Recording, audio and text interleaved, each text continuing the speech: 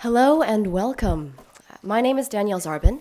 I'm a Women and Gender Studies major, Health and Society minor, and also a member of the class of 2016.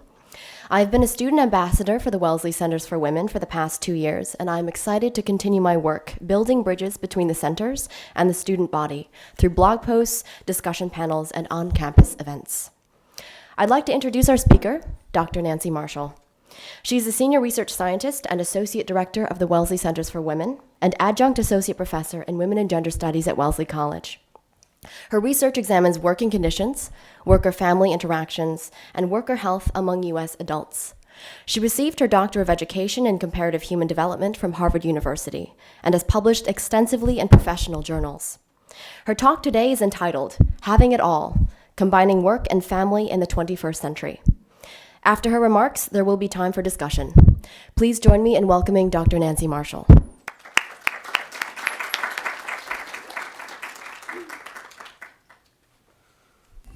Hello, everyone. Good to see you. I want to tell you, 4 years ago, I sat where you are, not here at Tufts University, because my daughter wanted to go to school with boys, but I know what it's like to be in those seats. Let me get the light working. All right. Come on in and find a place. Okay, my topic is having it all. When the media talks about work and family, it's usually in stories about why successful women are leaving the workplace or how women can't have it all. My mouse where I can reach it. We haven't quite figured out the remote here. Okay. So these are the only fancy numbers you will get. But these stories in the media have been fueled by the rising proportions of women in the labor force. Women's participation in the labor force has changed dramatically in the last 60 years, rising from 34% of women in the labor force in 1950 to almost 60% in 2014. If you look at the left-hand side, while women were only half as likely as men to be employed in 1974, bottom line is women. Looks like I have some weird animation set on here. Oh, no, okay.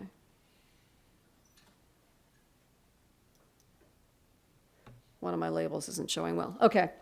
The lightest colored line there is the ratio of women's employment to men's, and that's the one that I'm looking at. So back in 1974, women were only half as likely to be employed as men, but by 2014, women are 80% as likely to be employed as men. And by 2050, estimates are that it'll be almost even. So employment is the norm.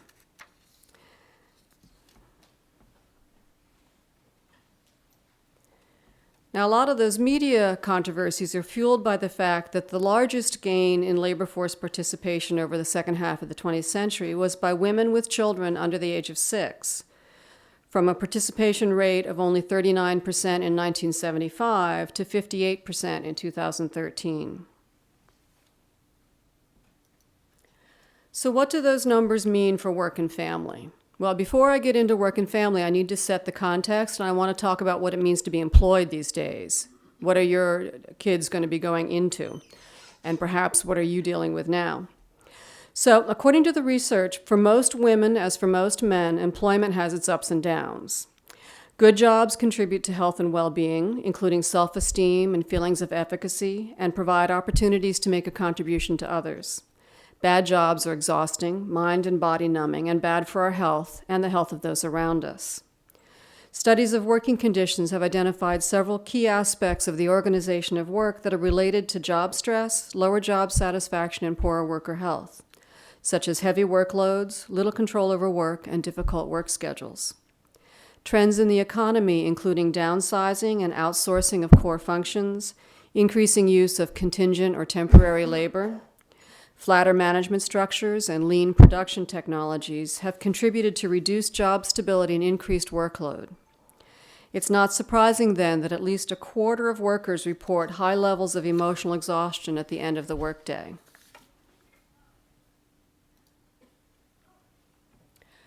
But what about having it all?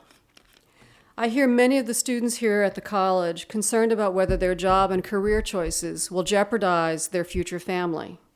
and whether their desire for a family will inhibit their ambitions. Now, not all students here expect to have children, but among those who do, they really are already thinking about this and wrestling with it. And I suspect that for each of us, at some point, we've had to weigh our jobs and our other commitments and responsibilities. The research clearly shows that combining paid work with raising children is actually a positive for most women and men. Let me repeat that. The research clearly shows that combining paid work with raising children is actually a positive for most women and men. From the media coverage, you wouldn't know that. But that's what the research shows us when we talk to everyday workers at all levels, management, low wage. Paid work provides working parents with the income to raise their families and can provide a sense of well-being that spills over to home while providing a balance in their lives. As one of my colleagues put it colloquially, when you're having a really rough day with the kids, you can go to work and get a break.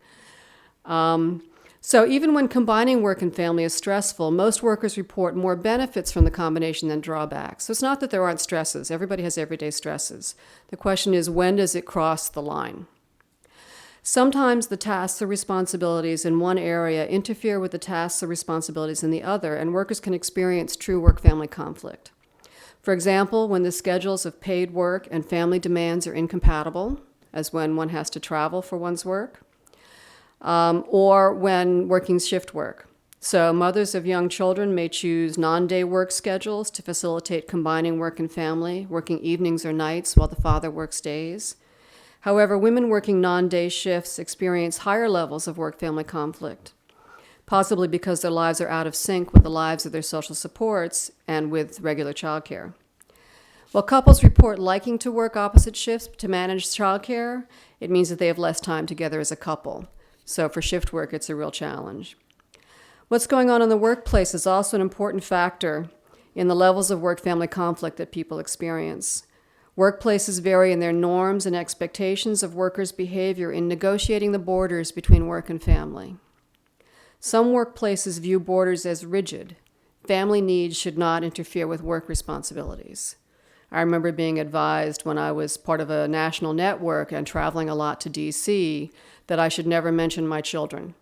If I couldn't make a meeting, I shouldn't say it's because of the children. I should say I had another work commitment. That's a rigid boundary.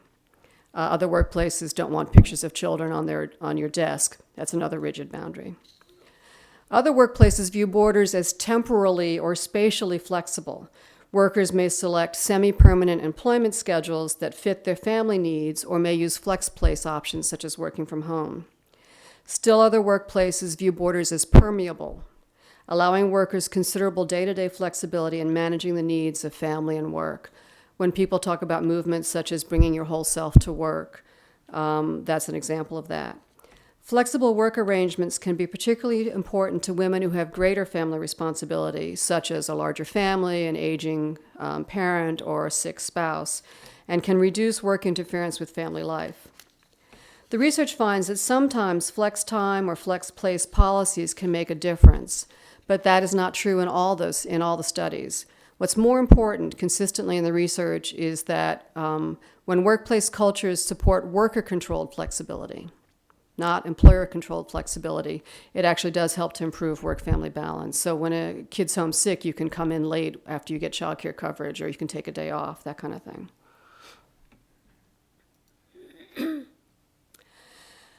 Finally, the work-family interface is different for people at different points in the life cycle. And I find this to be very important. When your students are thinking about their careers, if they're thinking about how am I going to combine my career with my kids, they tend to focus on just one age, the newborn.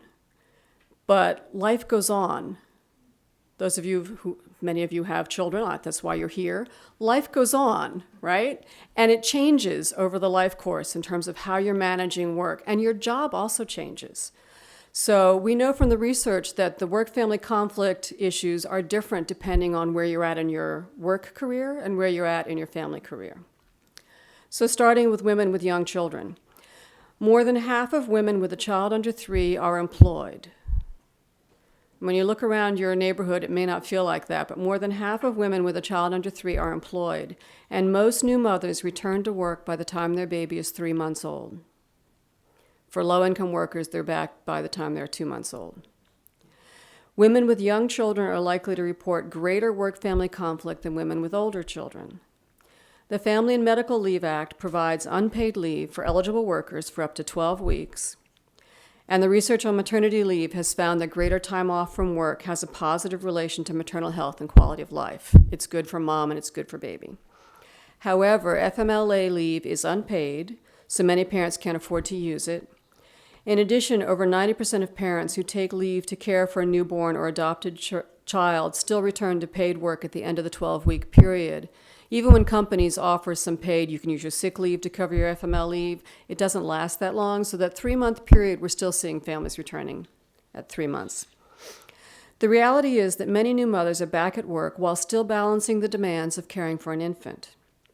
In a study of over 700 working mothers of infants, we found that while employment provided these working mothers and their families with income and other benefits, women in jobs with poor working conditions or who experienced greater work-family conflict because they were single mothers or because they were caring for babies who were sick more often than other infants reported poor emotional health.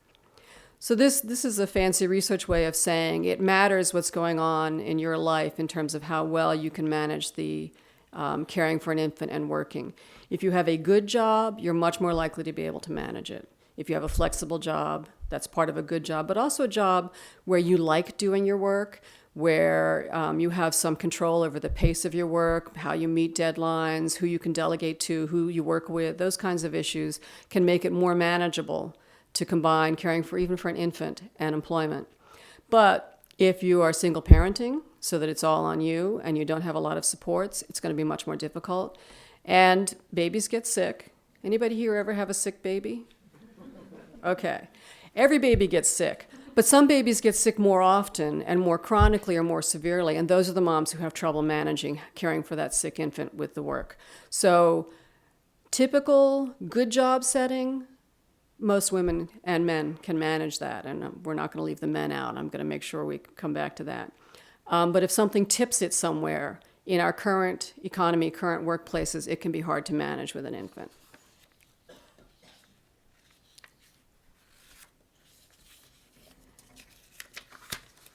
And then the other part here is that there's also career growth going on. And at the time when college-educated people are having their children, that's also when careers are taking off and demanding that you demonstrate your loyalty to the employer and put in the hours. So you're getting pulled to long hours in the workplace while you have the demands of a baby.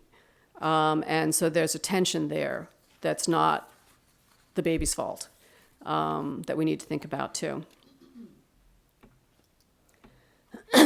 Now, these are just sort of idealized trajectories. No one goes through this in the same pattern. We all have our own histories, our own stories. So the ages are approximate and the career stages, things can be aligned in different ways. But a lot of people go through it in this pattern here. So women with school-age children. Over 3/4 of women with school-age children are employed, up from little kids. Women at this life stage have the highest labor force participation rates across all the life stages. They've either re-entered the labor force after having children, or they have several years of work experience.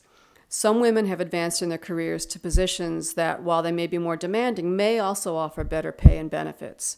Although for women, that's less of a guarantee than it is for men. Men, as they advance, tend to have access to more flexibility. Women, it depends on your career, your industry. The parenting needs of school-aged children are different from those of young children under 3. Infants and preschoolers require constant supervision and regular physical caretaking. School-aged children are increasingly able to meet their own physical caretaking needs, and even when they still require supervision, this often takes the form of what we call distal supervision, contact by telephone or through responsible others. As every parent of a school-aged child knows, homework and children's activities benefit from parental presence, but the repertoire of parenting behaviors expands. You don't have to be following them every step of the way as you do with a toddler, but you do need to still parent, but you have more options of how you do that. That means that you have more options in terms of how you manage work and family. And in fact, women with school-aged children report lower levels of work-family conflict than do women with preschool-aged children, although they report higher conflict compared to workers without children. parenting doesn't stop. This is a very rough age range.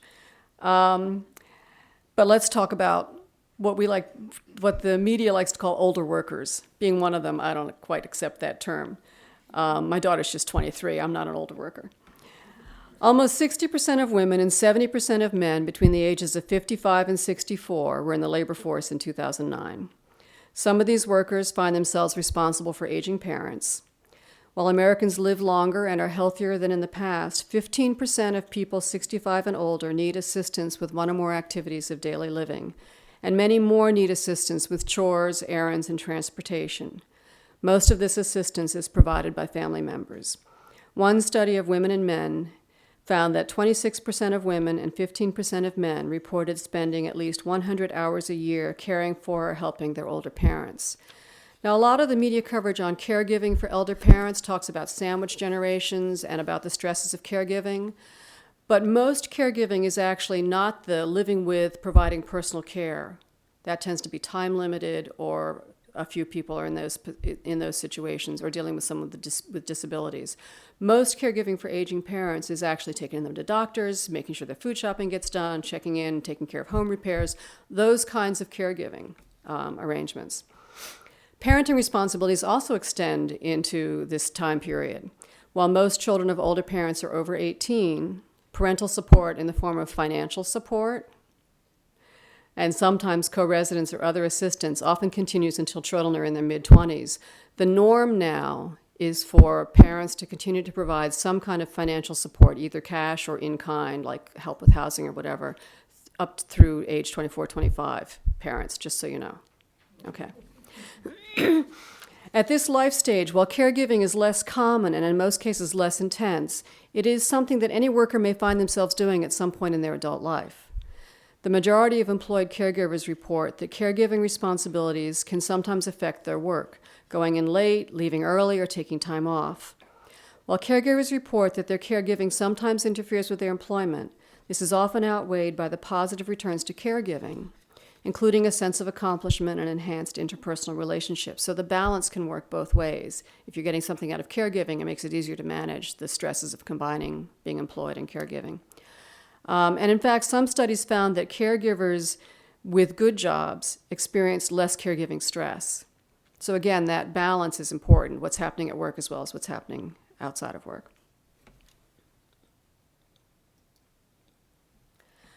So for many women and men, the question is not, how can I have it all? Rather, it's how can I manage, and what can my employer do to support me to be the best worker as well as the best parent? You may have figured out that I think that it benefits the employer to also support their workers to be not just good workers, but good members of their community and good parents. So these are some things that can help. At home, at the individual level, figuring out who your social supports are. Are there other parents that you can trade stories with, talk about strategies? How do you get your kid to sleep at night? Do you think I need to worry about X, Y, or Z? Family in the area who can help out. Figuring out what your networks are is really important for the workers. Sharing family responsibilities is really important. Good news is that in dual earner couples where both partners are working full time, that the childcare and housework tends to get more shared. If it's a man and a woman couple, she still tends to do more, but he's doing much more. And when men do more in the home, they tend to have a better marital relationship with their wife and feel better about themselves as a father. So it's a win-win in those ways. And then the other key thing is to take care of yourself and to figure out what the balance is for you. Taking care of yourself may even be taking time out from the employment. But remembering that you belong in that equation. Working parents often forget themselves. We leave ourselves last, and we need to keep that in there too in order to manage the challenges that come when you're trying to do a lot of things all at once. At work, individual workers can also look for support at work.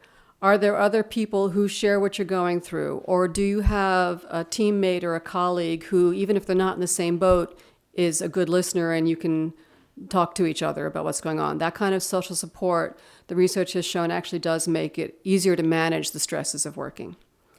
And if you can't find it at work, look outside of work.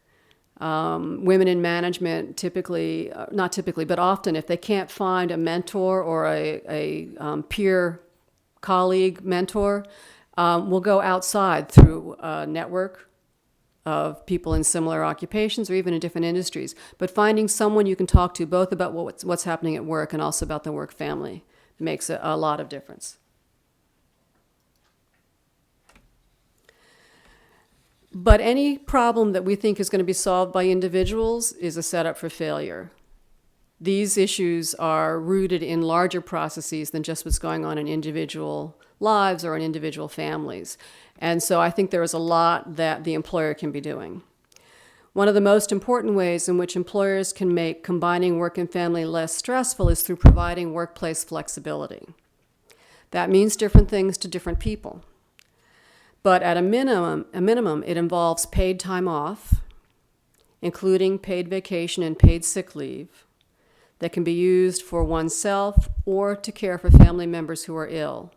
Now, good jobs do that, but not all jobs do. There's been some news coverage recently about the importance of sick leave and how few workers actually have paid sick leave. So that's the minimum that an employer should be doing if you want it to be a positive workplace. Other types of flexibility that are important include the flexibility to set one's own work schedule in ways that meet your needs. And you're going to say, that's not going to fly. Some positions really don't lend themselves to that type of flexibility. But even within those occupations, focused research in a particular work site can identify ways that you can structure schedules so that they allow for more flexibility within the constraints of the work. For example, nurses got to be there. Not there, somebody dies, okay? It's not a flexible occupation where you can say, I'm not coming in today. But they have found that there are different kinds of shift schedules that are used. And when nurses are scheduled on shifts that change from days to evenings on alternating weeks, someone said, well, this would be a great idea because then sometimes your evenings, sometimes your days, and so days aren't as stressful as evenings, so we share the load. And it seemed like a logical schedule, but in fact, it fails because you can't set up anything stable in your life, and it's also bad for your circadian rhythms to keep shifting back and forth like that. And so that nurses who actually have a regular day or regular night schedule are better off in terms of health.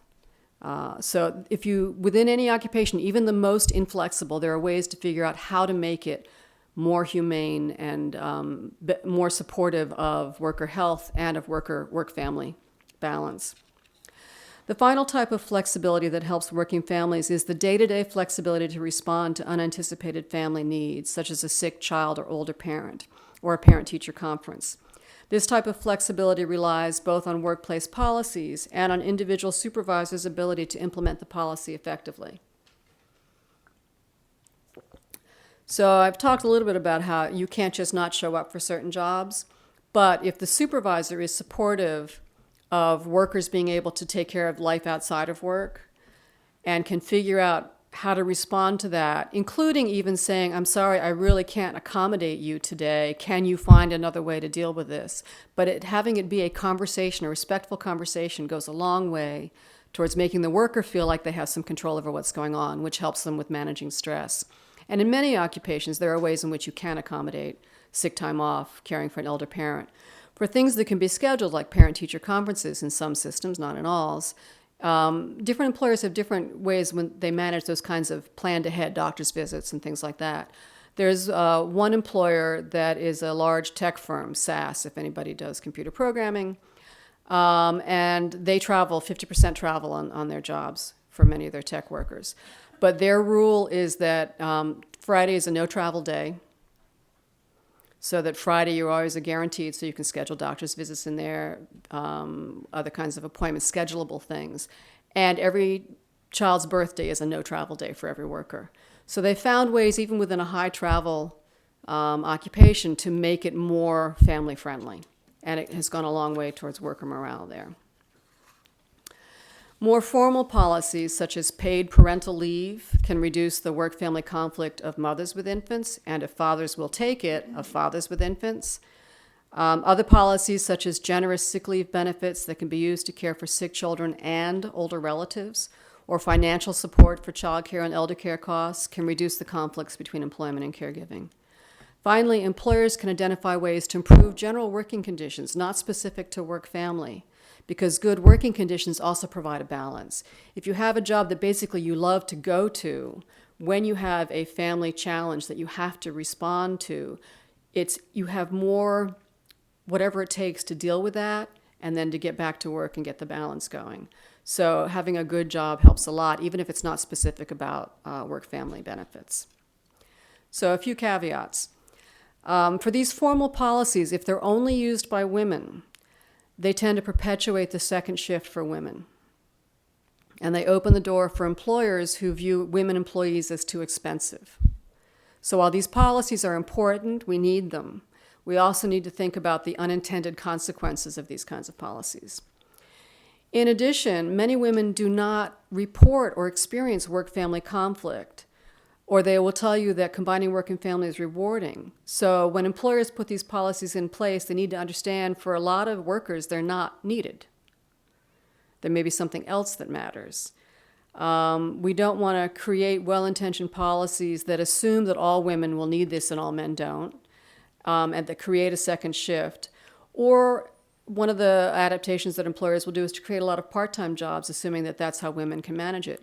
But women in part-time jobs wind up on different career paths and don't have advancement opportunities. So employers have to assume that it's not one size fits all, and they have to consider what the unintended consequences are of policies.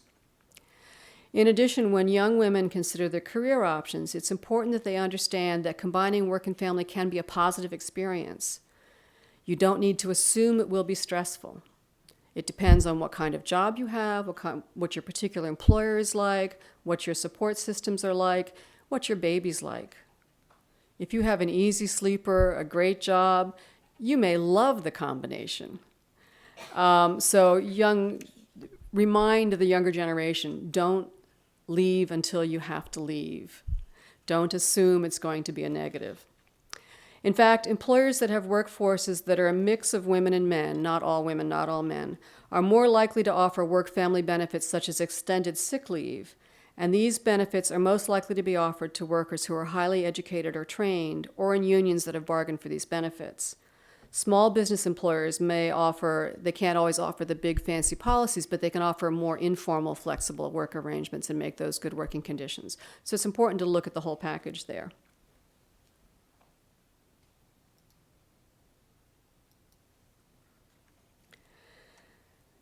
So, is it a women's issue? You may already know what I'm going to say. No, it's not a women's issue. Yes, it is a women's issue. It's both.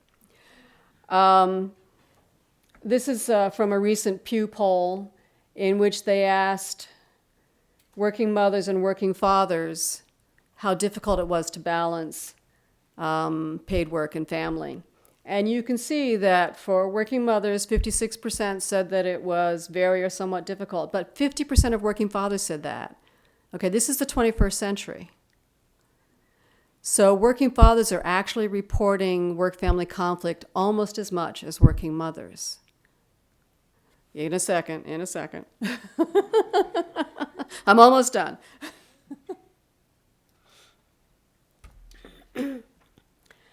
And when you look at dual income couples, I referenced this, you see a lot of sharing. Men tend to work a few more hours in paid work than women, partly because of the kinds of occupations they hold, which require more hours. Long story, I'll give you that later. And women do a little bit more of the housework and the childcare.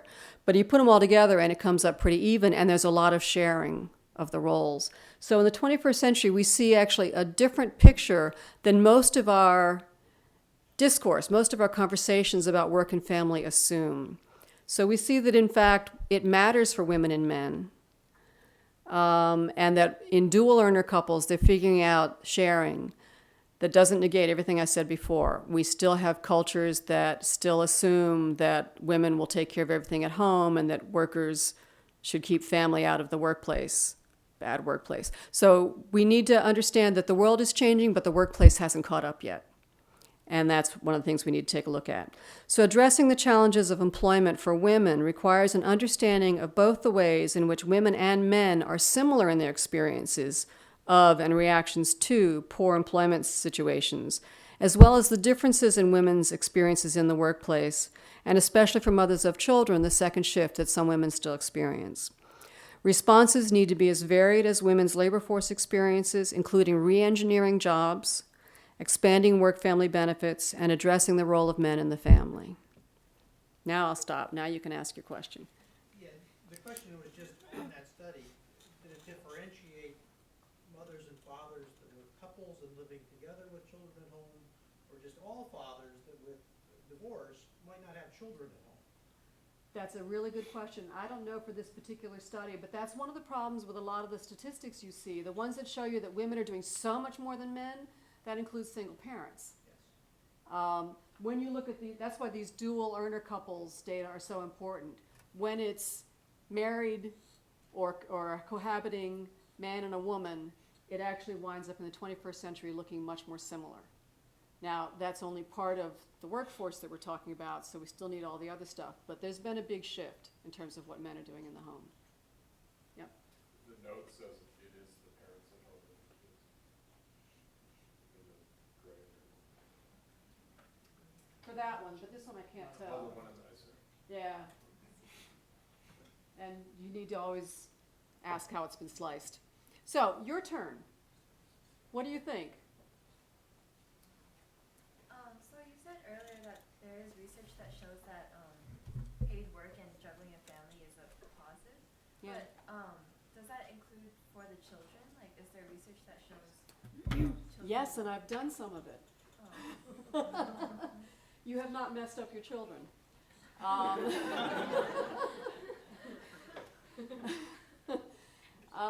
Research on children, one of the big questions that came up in the 80s and early 90s was whether, if Celia's nodding because she worked on this study with me, if mom goes to work when the baby's really young, will the baby not be able to bond to mom, and will mom not be able to bond to the baby? That was one of the big issues. We did the definitive study and followed children from birth, literally we were in their delivery room, to age 15, and it does not affect the attachment of the child to the mother or of the mother to the child. The only thing that really seems to interfere with that is if mother is overwhelmed and clinically depressed, that can get in the way because of the responsiveness.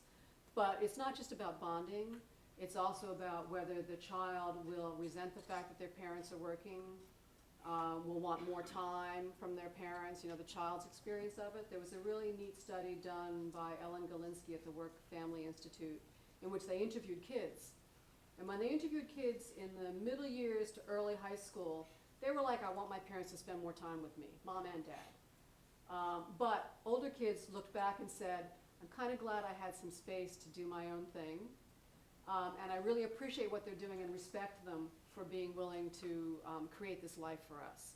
So yes, there is a time when your kids will maybe be mad at you, but it's not you. And in general, the research on children's development shows that it's not whether or not your mom is working or both parents are working. What matters really is how much money the family has and how much support they have for parenting. So if a family is financially secure without both parents working, there are some benefits to that.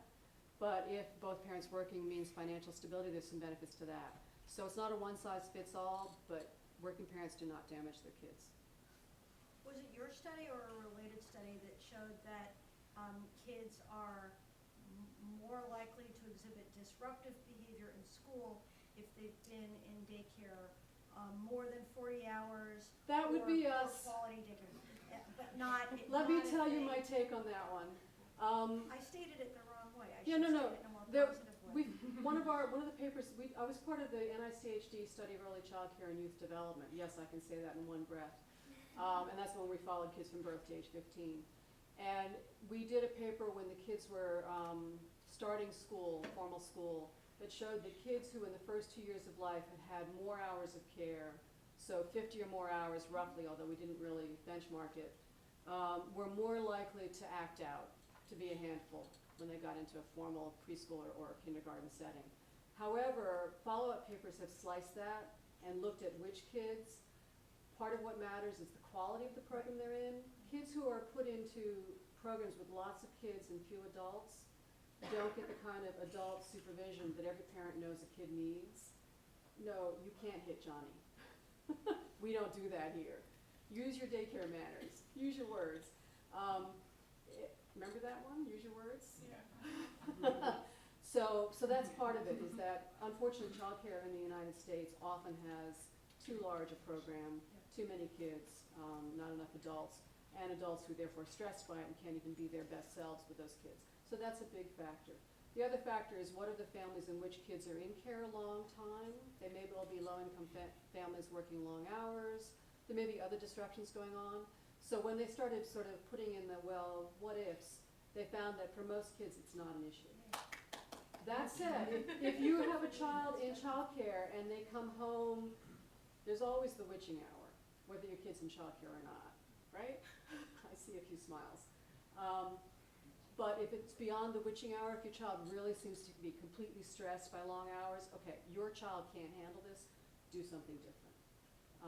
But at the large levels of looking at large groups of kids, it's one thing to think about, but probably not a problem for your kid. And you read your own kid and figure out that's a problem. And you look for the best quality care you can. Could you just repeat the name of the company with the Pardon? Could you just repeat the name of the company with the no Friday travel policy? SAS, S-A-S. Thank you. Anyone know what SAS stands for? Statistical analysis software. Thank you. Cary, North Carolina. I'm from Cary, North Carolina. Good. Other comments, questions? Yeah? I just wonder, because I work in a family practice with mothers with young children, Yeah. very anxious about sending them to daycare, and we talk about other countries where they get a year off. I mean, is there any comparison done between kids here and kids there that have a year at home with a parent? Only to complain about it. But people who have studied European and Scandinavian countries that have those long parental leave policies, they find that families like them, that like in France where you can have 1 year guaranteed and 2 years under certain circumstances, and you get paid family allowance, which your employer has paid into a pool that covers it, like a national insurance system. That seems to work well, and it keeps women in the workplace, because France needed to have women working to make the economy recover from World War II, and they also needed babies, so it was a win-win in that way for France. But other countries have felt that it wasn't a win-win, because one of their goals was gender equality in the workplace. And so if you provided parental leave, but mostly women took it, then those women would wind up on mommy tracks. It's not just a US phenomenon. So what I think it's Iceland has started doing is that parents get leave, they can decide how they're going to take it for a certain period of time, and then dad has to take a certain amount of leave before mom is allowed to take any more. And that has started to shift some of this mommy track stuff. So I think paid parental leave is a great thing. I think we have to watch out for the unintended consequences for gender equality. But yes, I would love to see paid parental leave. Because of the challenge of to balance the career development and being a parent, I read something like the more and more young women, they are considering to freeze the egg. Mm-hmm. And there are some companies actually, because they try to hire the good female employees, they start like the Google, Apple, they pay the some cost. of the tech Silicon So Valley. do you think that would become a trend? Some of the coverage I've seen on that policy, they've said it's mostly window dressing. Can you? Oh, he said, what about the companies where women, in order to manage high-pressure careers and families, freezing their eggs? And there's some tech firms out in Silicon Valley that have offered that as a benefit. A lot of the discussion in response to that benefit has been it's mostly window dressing, that very few people actually are taking advantage of it. And there's also been a critique of whether the solution should be to have women accommodate their fertility, or should we think about what employers could be doing to accommodate having people who have lives. And when you open up companies to people who have lives, it doesn't just benefit women with children, or even men with children. It benefits people with lives. So, right? I love my job. I love my job. But I don't want to do it 90 hours a week. There are other things I like to do. I want to have time to be with my friends. I have a family. I like to read. I'm not a rock climber. I like to read. You know, But so, this is partly a challenge to how Americans do business. Other European and Scandinavian countries do not think about employment in the same way. France shuts down for the month of August, except for those who are working in restaurants and the leisure industry. So there are different ways to think about it. It's not the only way to think about it. And I think if we really want our workers to be productive, to want to be working here, we need to have workplaces that respect us as human beings, which includes, I'm going to work my butt off for you, but I also want some time to do other things that I really care about. I'd say New York shuts down for the month of August, they just don't admit it. Okay. Are you starting to see differences in the generations and how they work? Because I'm seeing that in my own workplace as I lead and manage. Like in what ways, yeah? I don't know the difference. Are there between generational millennial and differences Gen in X, people's approach to work? But they, some of the younger staff will not work the hours that the boomers have worked, and the boomers are shocked by that, or they're not committed. I said, well, I think they're very committed. They work in a different way. They get their, in my opinion, they get their work done, more compressed, and so I'm just wondering how Yeah. that's going to factor into some of this. I think as they've grown up, they've watched us and said, boy, they're nuts, you know. Well, and to also work the in employment, house. she's raising whether the younger generation is less willing to work long hours, that they work in a more focused way rather than Yes. putting in lots of hours. I think the whole employment worker contract has changed. We know it has changed. When the boomers first started working, people could still think that they would get into a workplace and retire from that workplace. We would do a couple lateral shifts and then retire if you're in the management and professions. That's impossible now. Employers don't have that kind of commitment to their workers. Employers need flexibility in the current economy, which is pressuring employers to be flexible and nimble in how they respond to demands for productivity and profit. And so the contract has changed, so it makes sense that workers' return on that commitment might also have changed too. Also, I think the younger generation is more used to the multitasking and the using technology for modes of working, that there are different ways of being productive that I think we can learn from each other around that too. I think that's an interesting point. Yeah. So I have 2 kids. I took 10 weeks off for each child all the way through. And I work in healthcare, which is approximately 85% female.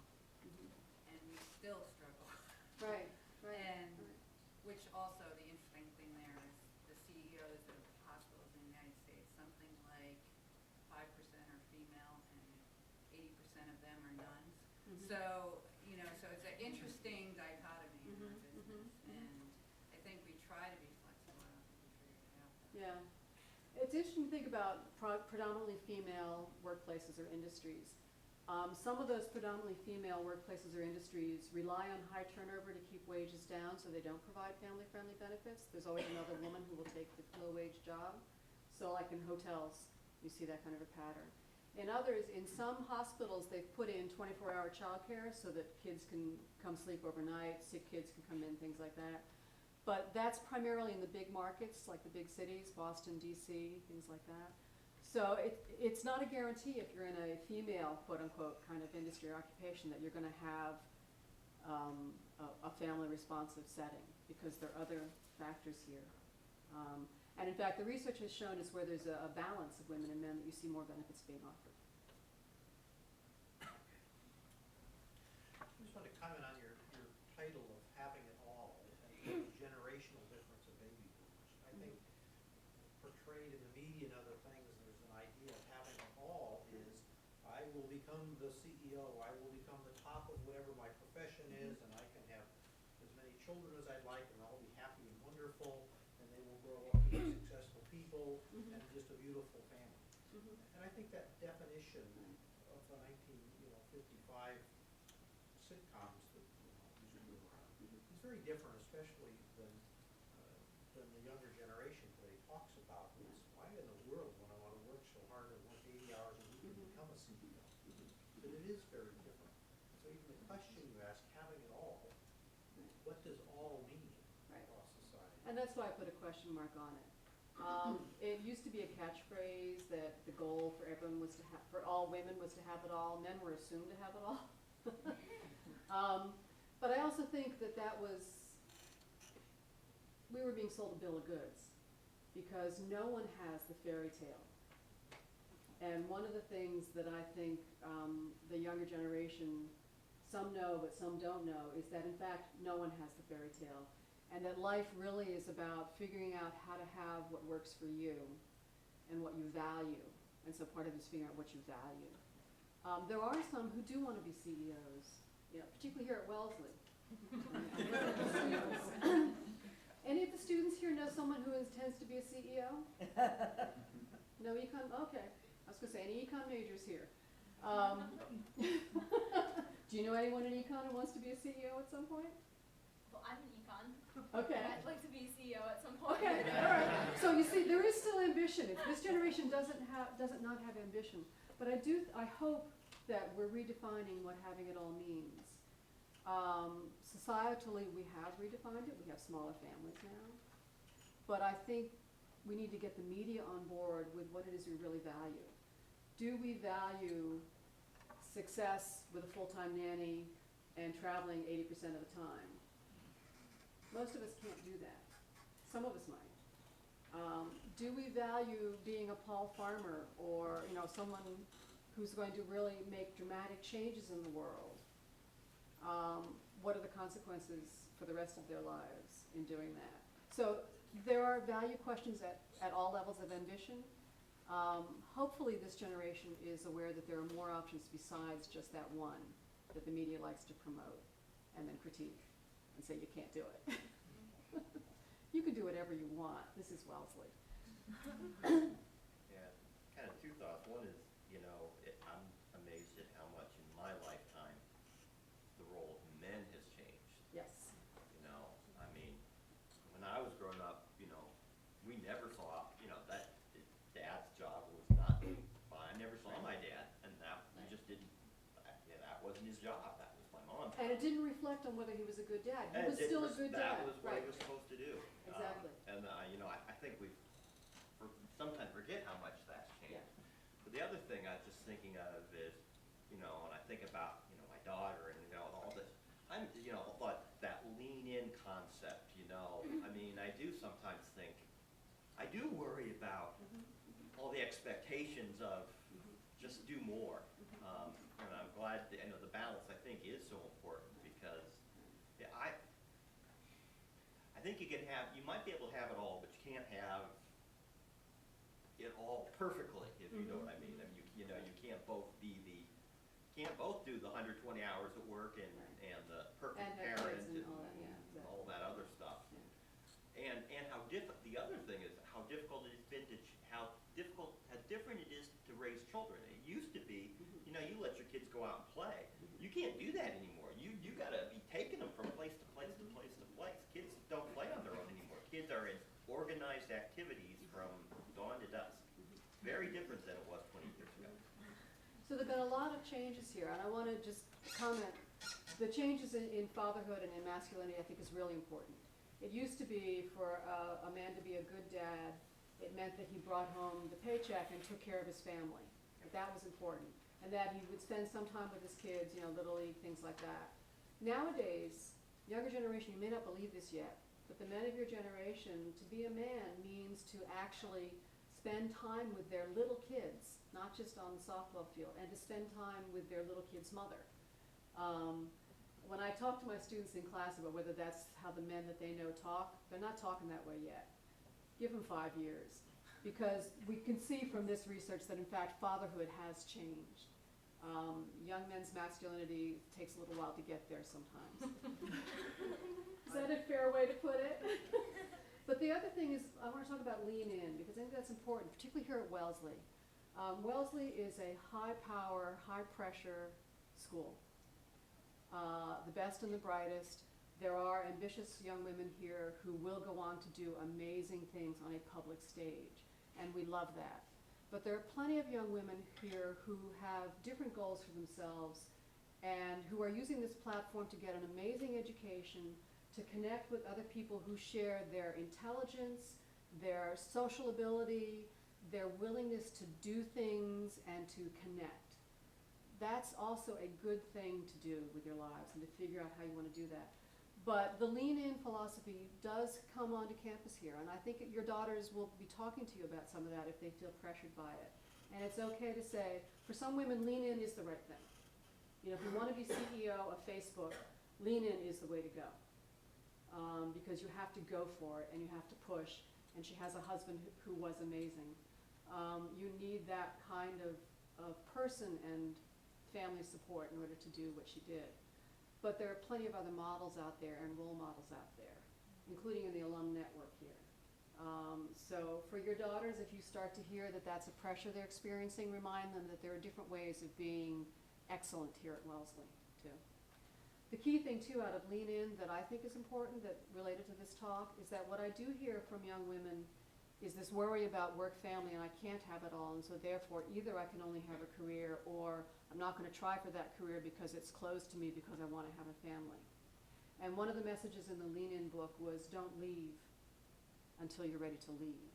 So start your career, go for what you want, and then look for the employer in your career track who will allow you to do what you value. And I think that's an important message too. That's, to me, the important take-home in that as opposed to the lean-in. For the CEOs, that lean-in message is good, but the don't leave until you're ready to leave is an important message, I think, for everybody. My question, the context of my question is happiness and past and present. So you mentioned about single paychecks. I would like to go back 50 years earlier when it was primarily one paycheck coming in, primarily male, and at the same time the children didn't have expensive toys. So if there was 50 years ago men and women, that kind of audience, what would you tell them? What would you, I'm interested in hearing, knowing what you know, the future, what would you tell them if you were to go back 50 years to those parents? What would be your advice to them? Would you tell them, no, there is better life, children can have expensive toys, or you can have expensive house, driving BMWs? What would you So tell you're them? raising the You question have of very whether... good life right now, keep it that way. What would you, knowing all your research, what would be your suggestion to them? You're raising the question of whether families should be working so hard just to provide expensive toys for their kids? No, I'm not saying, I'm just curious. It's a very broad-ended because there are a lot of people in this audience, and I don't want to have any corruption of my thoughts into your answers. I actually don't think that's why people are working. I think that the economy has shifted so that there are higher stakes attached to the opportunities and experiences our kids have growing up. And for families whose kids are headed for management in the professions, there are real returns on those kinds of investments in what feels like just toys. I don't fault any family for the decisions that they make. And the idea that in the 50s there was this easy, low-tech, unpressured life, I grew up in the 50s. It wasn't like that. Yes, we played outside more, but we actually didn't go that far from home. You know, this fantasy illusion we have of what it was like. I lived in the suburbs. It wasn't like that. So I think we need to sort of question what it was like back then, too. And the reality is this is what we're living in now. And we need to figure out how we stay true to our values and then figure out what that means in terms of the questions of paid work and family time. I see some people have stepped out, and I just want to check on time. What time are we supposed to end? 45 minutes. 10 minutes ago. I think we should end. Anyone wants to stay and chat? I'll be here for a bit. Thank you all for coming.